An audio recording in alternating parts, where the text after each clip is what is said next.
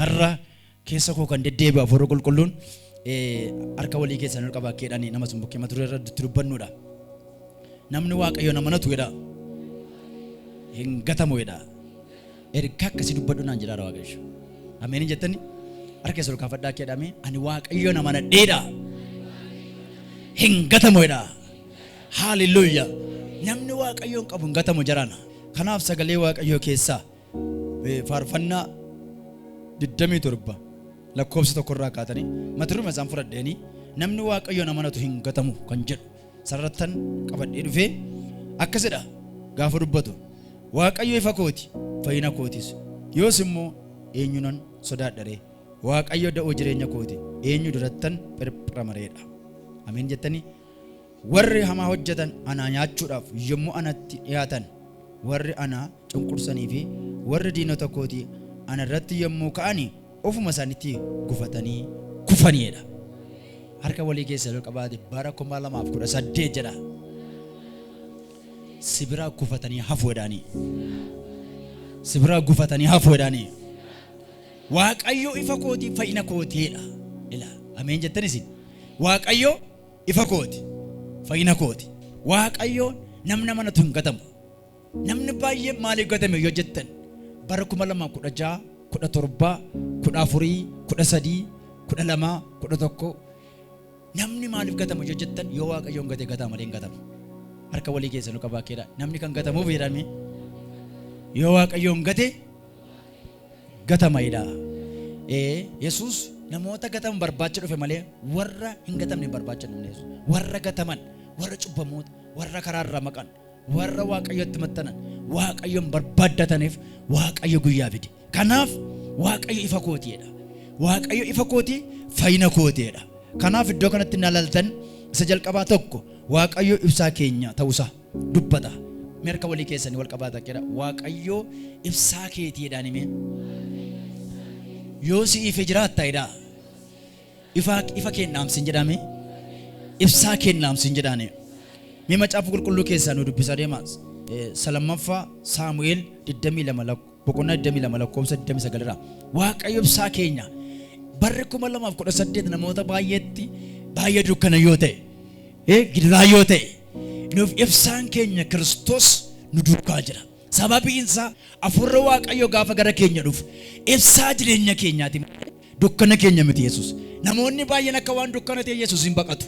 Mee ilaala addunyaa kana ilaala Yesuusin akka waan dukkana ta'etti karaadha Yesuus jireenya gaafatetti jettu dukkana akka waan ta'etti du'a waan akka ta'etti Yesuusin sirkatti lolu simmormu bakka kanarraa gaafate waa'ee Kiristoos dhugaa baatu. Ilakkeedha. Waaqayyo ati ibsaa kooti. Waaqayyoon koo dukkana koo ni ibsaidha. Harka walii keessan ol qabaakeedha. Walii keessatti maati. Waaqayyoodha. Ati ibsaa kooti. Waaqayyo dukkana koo ni ibsa. Harka keessa ol kaafadhaame walii keessan immoo waliin qabinaati. Harka keessa lachuu gara Waaqayyootti ol kaafadhaa. Waaqayyoodha. Ibsaa kooti. Dukkana koos ni ibsaidha. Ameen jedha dabalaate. Salamaffaa Saamu'eel 22 irraa gaafa gartanittani Waaqayyo ibsaa kooti jedha. Namni baay'een inni alaaltan irra addunyaa kanarraa 99 namoonni baay'ee mormitu ibsaa kanaati. Jireenyuma isaa kana yoo iji keenya macaafni qulqulluun gaafa dubbatu faarsaa keessatti gaafa dubbatu iji keenya kun jedha ibsaa qaama keenya hundumaati jedha. Iji keenya kun maal keenyaati? Ibsaa qaama keenyaati. Yoo iji keenya kun iftee qaamni keenya kun hundumtuu maal dukkanaadha jechuudha. Mee nama jaamaa laala ifa kana adda baasee hin beeku nama adda baasee hin beeku jireenya isaa adda baasee hin beeku harki isaa maal akka fakkaatu adda baasee hin beeku miilli isaa akka maal fakkaatu adda baasee hin beeku. Namni gaafa ibsaa isaa jaamsu maal akka keessa jiraatu maal akka du'u maal akka badu maal akka ta'u hin beeku jireenya dukkanaa keessa jiraata waan ta'eef. Kanaaf namni Waaqayyoon amanatu hin gatamu jedhan Waaqayyoon amanadhu barri 2018 akka naan jedhe Waaqayyo namoota na amanatan yeroo ibsaati naan jedhe Waaqayyo. Hojiin isaanii gaa'elli isaanii yeroo itti milkaa'e naan jedhe Waaqayyo. Warri Kiristoosiin amanatan warri Waaqayyoon amanatan ibsaa isaanii godhatan jireenya isaanii Kiristoos keessa warra godhatan ibsa waa'ee ibsaan isinitti himame ibsaan tokko gaafa ifu jireenya biyya lafaa kana ibsaa kanaaf namoonni baay'een ampuulii mana kana keessa gaafa gaggalee jedhu ibsaa kana keessa jiru ibsaan mana kana keessa jiru taanaan ampuulii mana keessa jiru taanaan dukkana biyyi ibsaan qabne biyya dukkanaa jedhamti. Maaliif sababiin isaa ibsiin jiru taanaan dukkannis jira jechuudha. Dukkanni baay'inaan jira. Biyyi kiristaanni qabne waldaan manni waaqayyoon hin qabne dukkana. Gaa'elli waaqayyoon hin qabne dukkana. Dhalli waaqayyoon hin qabne dukkana. Jireenyi waaqayyoon hin qabne dukkana. Irra isaa jireenya fakkaata malee. Namni qalbii dirataa ibsataa deema. Araara waaqayyoon kadhataa ibsataa deema. Namni bara seena qalbii dirachuu dhiiseera. Waaqayyoon kadhachuu dhiiseera. Booddeetti deebi'ee dukkana sana barbaada. Amma namni dukkanni mormii hin qabu amma. Mee ilaala namni dukkana moo ifa jaallata? Guyyaa jaallata moo halkan jaallata? Hattuun guyyaa jaallatti moo halkan jaallatti? Haasaa. Namni jalliin hojjetu guyyaa jaallata moo halkan jaallata? Namni jalliin hojjetu halkan moo guyyaa jaallata? Halkan jaallata. Mee ilaala namoota yakka hojjetan nama ajjeesuu kan barbaadu dukkana barbaada. Namni jalliin hojjetus dukkana barbaada. Dukkana barbaada hundumtuu. Hin sobaa malee namni dukkana barbaada. Garuu isa balleessa. Mana isaa balleessa. Mana isaa galgalaa balleessa. Ifni garuu guyyaadhaan gaafa ibsattee deemtu Kiristoosin gaafate qabaattu. Namni irraa waaqayyo namani gaafatettan siif immoo maal godhee siin jedhu. Isarraan ilaalin isa borii kee ilaali. Ameen jettani malo. Merka walii keessan ol qabaa keedhaa. Merka walii keessan ol qabaate sirraa caboodhaa mini balaa. Dukkana kee ibsadhu jedhaan mini balaa. Yoo ibsatte maleedhaa. Jireenyi keedhaa. Hin jiraatamu jedhaan mini balaa. Har'a fakkaata malee boru jiraachuu hin danda'amu. Maaliif yoo dukkana kee ibsatte malee. Namni yoo iji isaa arge malee waa karaa argee deemuu hin danda'u. Namni karaa argummoo nama ija qabuutti deema. Namni ija hin qabne karaa deemuu hin danda'u. Ollaa wajjinis nama wajjis hin beeku. Firaaf diina isaa hin beeku namni ija hin qabne. Sirrii miti. Firaaf diina isaa hin beeku namni ija hin qabu. Maaliif Kiristoosin gattee firaaf diina kee wallaaltaati? Kiristoosin qabaadhu. Waaqayyo warra akkasiin gatu waan ta'eef. Illee lammaffaan waaqayyo humna keenya. Merka keessa ol kaafadhaa siisa dhimee dubbadhaame waaqayyo humna kooti jedha maaloo. Tokko, lama, sadii, afur, shan. Hallelujah. Waaqayyo maal keessaniidha? Abbaa keetu humna keedha. Haadha keetu humna keedha. Obboleessa keetu humna keedha. Haadha manaa keetu humna keedha. Beekumsa keetu humna keedha. Ija keetu humna keedha. Eenyutu humna keedha? Warri kana jettan sagalee keessa ol kaasaa ameen jedhame dabalaate. Haadha ga'u diinni kee. Humna dura kee jiru waaqayyo humna isaatiin galagalchaa. Rakkina dura kee jiru waaqayyo humna isaatiin galagalchaa. Dhabiinsa ta'u, rakkina ta'u, yaaddoo ta'u waaqayyo humna keessiita. Bara jiraattu kana keessatti bara jiraattu kana keessatti namni bara gammaa kana keessa beekumtiinsa, PhDinsa yookaan immoo doktireetiinsa humna isaan amantan isa manuu baate qabadhala. Kan humna sii ta'u eenyu duwwaadha. Waaqayyo duwwaadha. Beekumsi kee qabeenyi kee humna siin ta'u. Dandeettiin kee tasuma qabeenyi kee tasuma kanaan ala beekumsan qaba yoo jette go'omteetta. Humnan qaba yoo jette go'omteetta. Nanca yoo jette go'omteetta. Waaqayyoon ala tasuma homaatti yoo ba'u hin dandeessu haadho. Humni kee eenyudha? Waaqayyoodha. Kanaaf macaafa qulqulluu keessaa gaafa dubbatu akkeedha. Ba'u 15 lamarraa nu dubbisame warri sagalee macaafa qulqulluu qabatteetta. Ba'u 15 lamarraa waaqayyo humna keenya jarana. Waaqayyo humna koo isaanii faarfadhuudha. Ilaa waaqayyo humna koo isaanii faarfadhuudha. Waaqayyo humna koo isa faarfadhuudha. Inni fayyina koo anaaf ta'eera. Inni fayyina koo anaaf ta'eera. Inni waaqayyoo kooti. Inni waaqayyoo kooti. Ani isa nan jajadha. Ani isa nan jajadha. Waaqayyo isa kan abbaa kootiiti. Waaqayyo isa kan abbaa kootiiti. Ani isa ollan qaba. Ani isa ollan qabaidha. Ameen jedhame dabalaate. Ani maal san godheedha? Waaqayyo fayyina kootiidha. Waaqayyo jireenya kootiidha. Harka walii keessan ol qabaate akka walitti himame waaqayyo fayyina keetiidhaani. Jireenya kee keessatti jedhaani. Fayyina kee kan ta'eedha. Yesuusin hin daggatin jedhaani. Qabiisoo waaqayyo gaafa ragan namni salphaatti du'a. Harka walii keessa ol qabaa jedhani qabiisoo waaqayyo hin nagin jedhani. Yeroo malee du'u ta'eedhaani na balaa maaloo. Namoonni baay'een anumna qabatu. Mee namoota baay'ee ilaala. Gaafa san ofuma fa'aa agartu. Gaafa san huqinna sanii fa'aa san agartu. Waaqayyo illee keessan gashan. Waaqayyo illee mana akkasii naa kenna. Waaqayyo illee uffata akkasii naa kenna. Waaqayyo illee bifa akkasii naa kenna jedhanii nagartan. Ana takka godhate, ana takka na godhate, ana gaa'ela kana dhaabbate, ana xaaree fidate, ana takka godhate jedhanii haasawatu. Mee ilaala namoota baay'ee haxinnaa ta'u guddatu namoota tokko mokkisan. Waaqayyo kun na gargaaree akkasiin na ga'e. Kana waaqayyo naa kenna. An keessaan qabu waaqayyotti dabarsanii kenna. Warra akkasii noo milkaa'u. ta'eetu jiru waaqayyo keessa jiru taanaan bu'aan qabu. Ameen jettanii isin.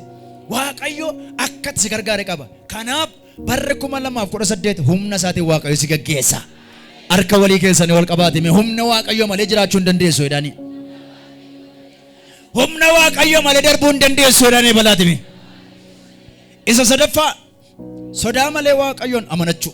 Harka walii keessanii wal qabaatkeedha. Sodaa malee dhaanii miidha balaatime. Waaqayyoon amanadhu jedhanii balaatime. Faarsaa 56:11 nu dubbisa. Sodaa malee waaqayyoon amanachuu. Namoonni baay'een bada waaqayyoo kanatti sofgatanii miti. Bada waaqayyoo raas fagaatanii miti. Raas fagaatan tisinsikan bada sin amanan. Itu dhibba ta'e garuu waaqayyoo kun sodaa malee gaafata amanattu waan guddaa tokko siif hojjeta. Misaak isaa Yaaqoob Dineegoon faan sodaa malee dhaqanii abidatti galan. Sodaa malee leencatti galan. Sodaa malee dhannee fannifaman dhadhan. Sodaa malee birruu malee hin duunas yoo duunas yoo jiraannes ni waaqayyoon hin qabannee gara fuulduraatti ni adeemna jedhan. Maal ameen jedhamee dabalaatiin. Mee namni tokko roobame nan darba jedhamee dabalaatiin. Nu dubbisa. Sodaa malee waaqayyoon nan amanadha. Sodaa malee waaqayyoon nan amanadha. Namni maal gochuu danda'a? Namni maal gochuu danda'a? Namni nama sodaata moo waaqa sodaata bara seenaa? Haasaa maaloo? Nama sodaata nam? Ilaalala. Namooti baay'een waaqa sodaa dhiisanii nama sodaatu. Mee namoota waan baay'ee hojjeta ilaala. Gubboo fa fudhata ilaala. Malaammaltummaa fudhata ilaala. Waggaa sadii booda nagartan jedhatu kan. Nama sodaatu waan ta'eef namoota isaan ajjeesa. Maaltan? Nama sodaatu waan ta'eef eenyu isaan ajjeesa? Namoota sana ajjeesa. Namni garuu waaqayyoon sodaatu garuu jireenyi isaa, milkaa'insi isaa, hafuurri isaa, bultoon isaa, manni isaa eebbaan guutu harka walii keessa lu qabaata jechuudha. Waaqayyo waan haaraa siif hojjeta jedhanii. Sodaa malee waaqayyoon amanadhu jedhanii maaloo dabaleeti mee? Namni sodaa malee waaqayyoon amanatu jireenyi isaan jijjiirama. Sababiin isaa maaliif beektu waaqayyoon sodaachuun waan guddaadha waan ta'eef. Garuu sobaa deddeebita taanaan garuu jireenya miti. Harka walii keessanii wal qabaa keedhaani. Waaqayyo bara sii fida jedhame. Sodaa malee waaqayyoon amanadhu jedhanii dabalaati. Warri sodaa malee waaqayyoon amanatan jira. Abidda lixanii abidda keessaa ba'an. Warri sodaa malee waaqayyoon amanatan afaan leencaa keessaa ba'an. Warri sodaa malee waaqayyoon amanatan marzii yoo nyaatan yoomaa isaan hin godhu. Kanaaf yeroo tokko amantiidhaan kadhan maal duukaa amantii qajeelummaa duukaa gaafa isin godhattan wanti hundinuu isa sirrii isinii ta'a jechuudha. Kanaaf sodaa malee waaqayyoon amanachuun bara kana si barbaachisa. Bara 2018 keessuma sodaa malee waaqayyoon amanachuu. Maaliif wanti hundumaatu jira waan ta'eef. Sarfaffaa waaqayyo warra gadi qabamaniif da'oodha. Ameen jettanii jiran. Merka walii keessa ol qabaa keessa sarfaffaa waaqayyoodha. Warra gadi qabamaniif da'oodha jedhame. Maalidha? Da'oodha waaqayyo. Kanaaf da'oo kee godhadhu waaqayyo. Gadi qabamuu laalteen bahi mana waaqayyo keessa. Gadi qabamuu laaltee dhiisteen sokkin. Maal iddoo waajjira kooti akkasiidha. Iddoo nagada kooti akkasiidha. Gadi qabamaan jiraadha. Maal jetteen nisi da'oo keessa bara baraa sana hin dagatin. Sababiin isaa rakkina kee taa'iti, dhiphina kee taa'iti, muddama keessa taa'iti. Waaqa kee da'oo godhadhu. Harka walii keessa nu qabaa keedhani. Da'oon jireenya kee Kiristoosidha jedhanii. Faarsaa 9:9 irraa nu dubbisame. Faarsaa 9:9 irraa da'oo jireenya keenyaati waaqayyo. Da'oo mana keenyaati. Ani da'oo godhadheera gaafa jennu salphaa isinitti fakkaate namni da'oo manatti da'eeffatu qaba. Galgala galee kiraayyaa yoo ta'u maal yoo ta'u namni galee galgalatti da'eeffate bineensarraaf, du'arraaf, salphinarraaf, gaddarraaf, qorrarraaf, daa'imisarraaf.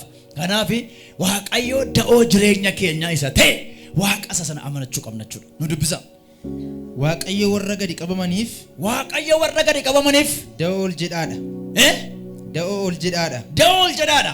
Isaan yeroo rakkinaatti da'oo isa hin godhatu. Da'oo isa hin godhatu jedha. Maal ameen jedhamee dabalaate. Yeroo maalitti?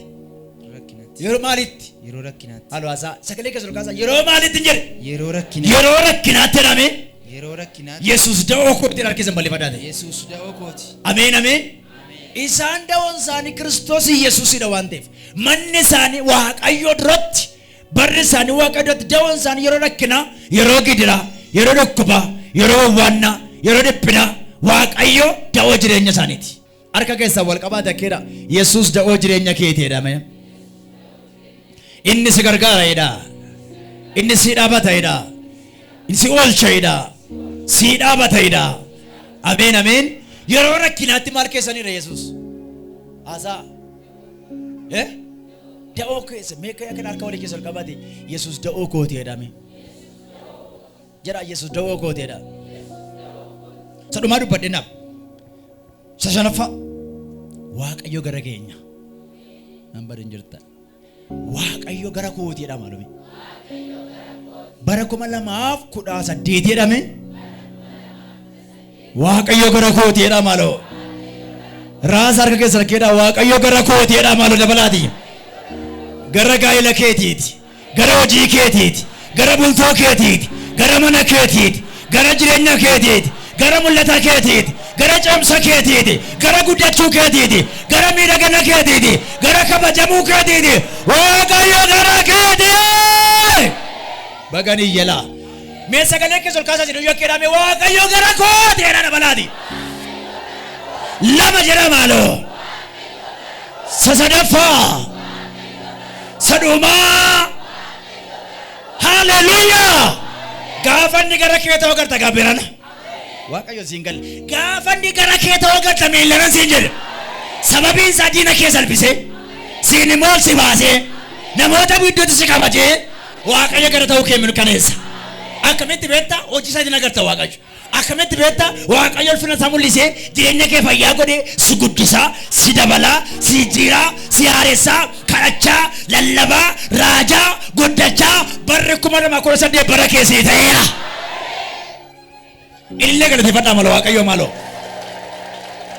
faarsaa 18 lakkoofsa 6 nu dubbisame faarsaa 18 lakkoofsa 6 Waaqayyo gara koo ergaa ta'e Waaqayyo gara koo ergaa ta'e ani sodaadhu namni maallaa gochuu danda'are namni maallaa gochuu danda'are Waaqayyo na gargaaruudhaaf mee qoy ilaanaa deebita harka walii keessa ol qabame walitti jecha duukaa jettu sagalee keessa ol kaatee jettu ati sagalee kee ol kaasee jedhe Waaqayyo gara koo ergaa ta'e Waaqayyo gara koo ergaa ta'e ani sodaadhu namni maallaa gochuu danda'are Waaqayyo na gargaaruudhaaf gara koo ergaa ta'e ani gammachuudhaan warra na jibban of jalatti nan ilaala nama amanachuurra Waaqayyootti kooluu galuu wayyaa ilillee galatamaa loo Yesuusiif